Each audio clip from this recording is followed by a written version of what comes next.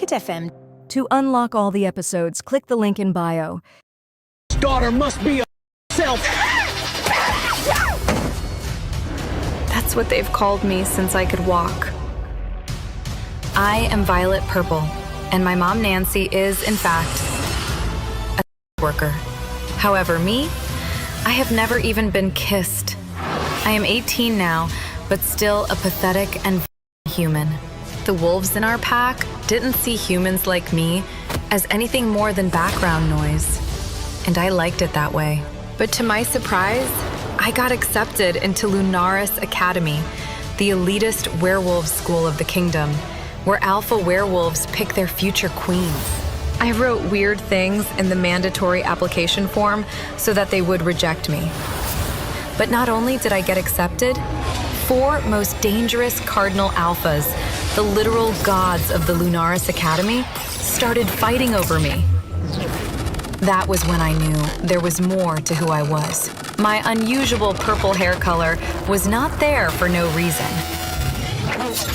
Violet Purple, please report to Principal Lincoln's office. The announcement blared through the hallway speakers. Oh.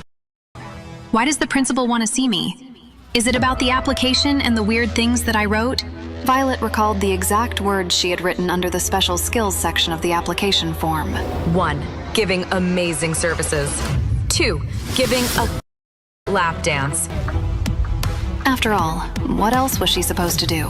Nancy wanted her to get into Lunaris so she could land some hotshot alpha and pick them out of their poverty. Basically, Nancy wanted Purple to become a whore as well, and for the same reasons, Violet never wanted to get into Lunaris. Not even a little.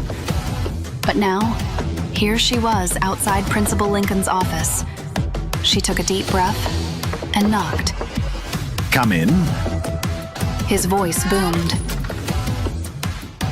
The application results are in. I called you in to thank you. Thank me? Yes, Violet. You know, since the scholarship program started, only 3 students from our district have ever been chosen. I wanted to personally acknowledge your achievement. Achievement? A creepy feeling started to crawl up Violet's spine. No way. She refused to even consider it. Headmaster Lincoln, totally oblivious to her growing panic, pulled out an envelope. Congratulations, Violet. You've been accepted into Lunaris Academy. Violet's ears started ringing. This was impossible. There had to be a mistake. Something was fishy. Out of all the elites in the school, the daughter, Violet Purple, was chosen to attend the Lunaris Academy. As Violet headed out of the headmaster's office, all the elite kids who used to look down upon her now looked at her with jealous eyes. Violet wasn't much elated at her acceptance to the Lunaris Academy, but watching the dull, hung faces of those brats gave her a bit of relief. That was the only good thing that came out of her acceptance. However, now that her application plan had failed, Violet had a new plan in mind: to ditch the academy for over a week. She skipped school because the scholarship had a deadline. Show up within a week or they'd give it to someone else. Violet hoped that this would get her rid of the Lunaris. But to everyone's surprise, some stranger from Lunaris sent her school a letter, all polite and everything, saying the offer was still good. They even said to call if something was stopping her from coming. It was bizarre. Lunaris wasn't usually this nice. It was like they were chasing her, like she was some VIP or something. Violet hadn't shown up at Lunaris for a week, but still, they hadn't given her spot away. Violet's school was surprised. Sure, she was smart and athletic, but there were way smarter kids at her school. The brainiacs who studied 24/7, hoping to get that scholarship. Lunaris didn't want them. They only wanted Violet. It made no sense.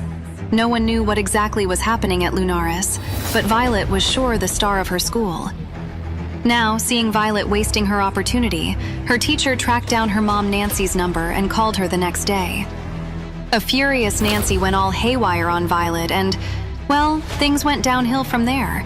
And there wasn't a thing she could do about it. Violet was going to Lunaris whether she liked it or not. Violet had never belonged anywhere, and she certainly didn't belong at a school full of royalty and wolves. She was all confused as she stepped through Lunaris Gothic gates. But before she could take another step, a guy with bright green hair came barreling towards her, laughing like he was being chased by a pack of wild dogs. Violet didn't have time to react before he slammed into her hard. Whoa. Before she knew what was happening, his arms were around her waist, steadying her. Well, hello there. Look what fate just delivered. His warm breath tickled her neck, and Violet shivered, realizing how much trouble this guy could be. She pulled away and looked up. As much as I'd love to get to know you, my purple princess, but there's a monster about to kill me. Okay, so he's a flirt, but murder? Violet's blood ran cold. She really hoped he wasn't being literal, but apparently he was. A deep roar echoed through the hall, startling everyone. What is going on? Before Violet could even ask, the green-haired guy was running again. Just as Violet was about to make a quick exit, she noticed something on the floor. Hey, you dropped this! She yelled, figuring it must have fallen off when they collided. What a weirdo. But at least he has good taste. The sapphire pendant, a teardrop surrounded by tiny diamonds, shimmered with an oceanic blue. Violet frowned. This wasn't just any necklace. The intricate engravings suggested a family heirloom. Holding something so personal made her uneasy. Slowly, she saw a furious red-haired werewolf stalking toward her, muscles tense with barely controlled anger. Oh great, what now? Hatred burned in his eyes. His lips curled into a snarl. What did I do? She thought, panicking. His gaze locked onto the necklace. Without warning, he lunged. Violet reacted instinctively, dodging and pulling the necklace away. His eyes softened for a second, like he hadn't meant to hurt her. Listen, Purple Girl, don't get caught up in Roman's games, he warned before stalking off with the necklace. Breathless and trembling, Violet had no idea what was going on. She just stood there, humiliated and terrified. Before she could move, a shadow fell over her. Not again, she thought. To listen to the full audio series, install the Pocket FM app now. Another tall, imposing guy stood before her. He wore dark shades inside, which immediately set off Violet's internal alarm bells. Call it a hunch, but something told her the shades weren't a fashion statement, but a necessity. There was something off about him, something darker. Violet's heart pounded and a weird tingle ran through her, a warmth settling in her stomach. What is wrong with me today? For a split second, their eyes met, or at least she thought they did. Behind those shades, she felt the weight of his gaze sizing her up, his lips curled into a cold, mocking smirk. The kind that made Violet feel like prey, a toy to be played with. His eyes raked over her body, and her breath caught from a sudden jolt of fear. She'd dealt with guys like this back at her old school, and she knew better than to trust men with that dark, brooding intensity. Whatever was drawing her to him, it wasn't good. Suddenly, his lips twisted into a wild, unsettling grin. Welcome, my purple flower. I've been waiting for you for so long. What the hell? Why are guys being so frank with me? Calling me nicknames on my first freaking day? This place is really messed up. And what is this look this shady guy is even giving me? Violet was terrified. Even that time she almost choked to death didn't freak her out as much as this creepy guy. She started to run, practically flew down the hall. She didn't look back, not even once. It's probably nothing, Violet told herself. Just some bored psycho wolves getting their kicks from messing with a human. But no matter how hard she tried to snake everything off, a nagging feeling stuck with her. Something wasn't right. What were the odds of running into a thief, getting choked by a brute, and then meeting that guy all in like 5 minutes? This wasn't a coincidence. It felt planned. But who did it? And why? Was her getting accepted into this academy also part of some wicked plan? Violet shook her head, trying to clear her thoughts as she was about to meet the principal. Maybe she'd finally learn why she'd been accepted despite her less than perfect submission. And what was happening to her on her very first day? As she knocked Principal Jameson's office, a voice called out, "Come in." She smiled as Violet walked in. "Welcome, Violet." But her smile faltered when she saw the bruise marks on Violet's neck. "Who did this to you?" she demanded, her voice full of worry. For the first time since arriving, Violet felt a flicker of hope. Finally, someone was going to deal with that jerk. She quickly explained what had happened, describing the red-haired guy in detail. But as she spoke, Principal Jameson's expression changed from anger to something much worse. Fear. "You mean Griffin Hale did this to you?" "Griffin Hale? Is that his name?" Violet asked. "Yes, Ms. Purple." Principal Jameson began, her voice suddenly cautious.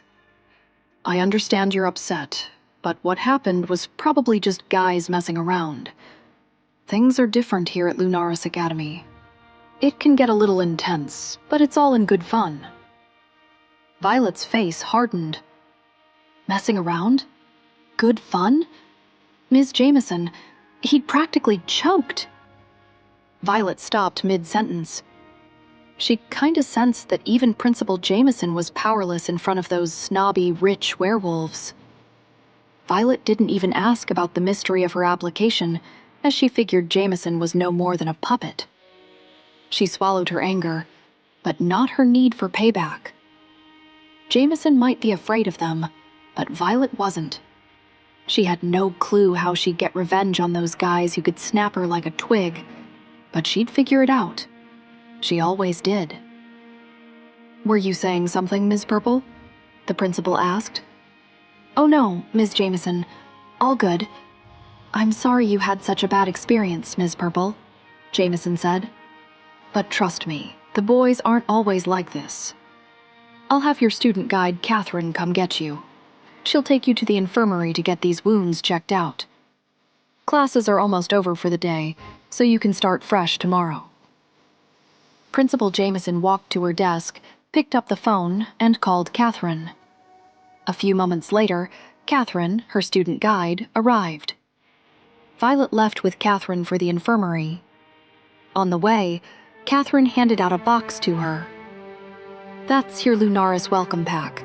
Go ahead, open it," Catherine urged. Seeing Violet's questioning look, Violet unzipped the bag along with a stack of textbooks. There was a sealed package tucked inside. When Violet pulled it out and saw the logo, her eyes went wide. "No way," she whispered, holding up the sealed phone box and looking up at Catherine. Catherine smiled knowingly. "We get that some of our scholarship students come from less well-off areas, so we give out free devices to help students learn here at Lunaris Academy.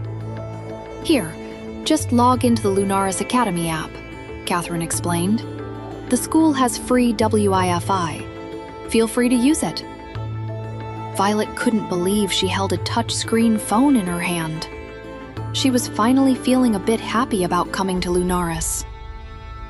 "Okay, now let us get you to the infirmary and get these wounds checked," Catherine chirped.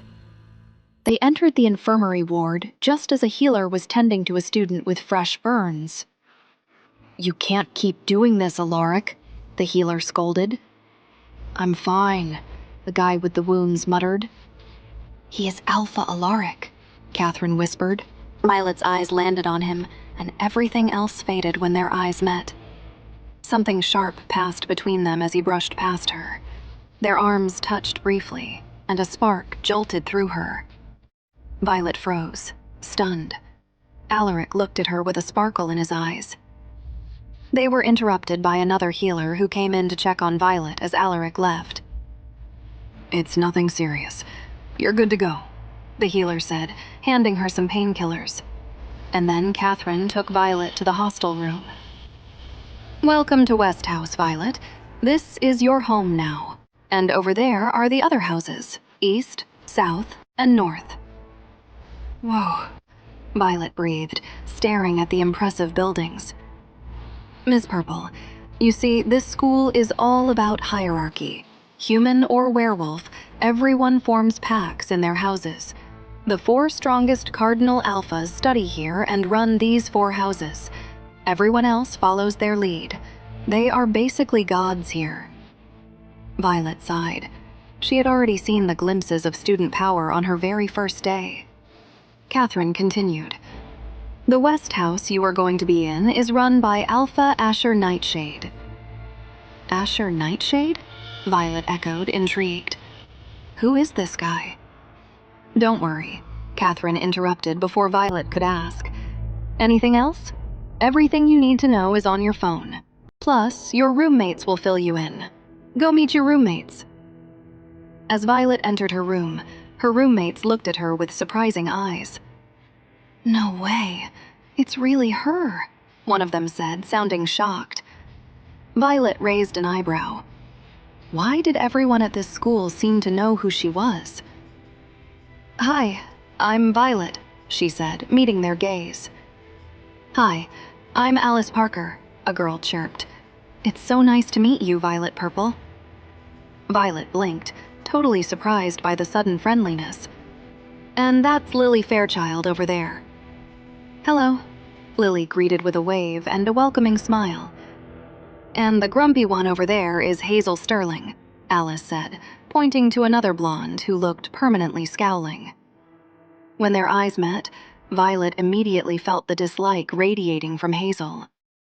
Alice leaned in closer to Violet. Hazel's just jealous of you. Violet frowned. What do you mean she's jealous of me? She asked Alice, then turned to Hazel. No offense, but we literally just met. Why would you be jealous of me? That makes 0 sense. Offense taken, Hazel. Spatula. And quit believing the garbage Alice is spewing. Oh, really, Hazel? Seriously? Your ego is out of control. Especially after you were just gossiping about that video.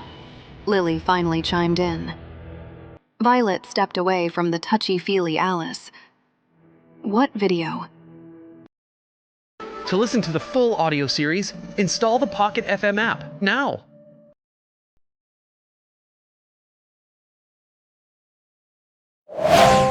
Pocket FM. To unlock all the episodes, click the link in bio.